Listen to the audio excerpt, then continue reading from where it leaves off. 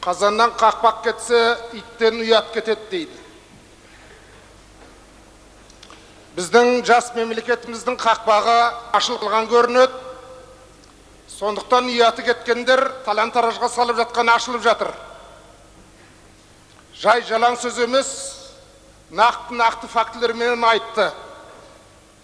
Есткен құлаққа, түсінген миға бәрі жетіп жатыр. Осындай күдік көбіміздің көңілімізде жүрген бұрыннан. Қайда кетіп жатыр бұл Қазақстанның байлығы деген? Бірақ нақ басып, тап басып ешқайсымыз айтылған жоқпыз. Қазір соның барлығы фактілермен ашылды.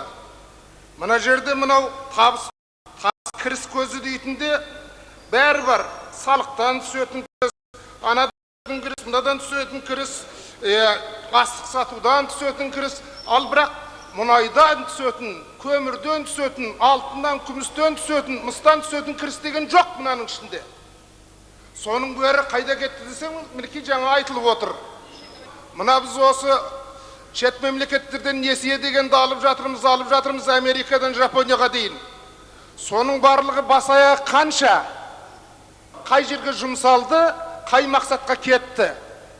Осының көзін ашу керек. Бір, жаңағы Рашид Ибраев айтқан мәселелер бойынша тағыда нақтылап соны анықтау керек. Екі, ол үшін біздің мынау тексеру палатасы дұрыстап жұмыс істеу керек шығар, немесе арнайы комиссия шығу керек шығар бұл жөнінде. Көзін ашу керек.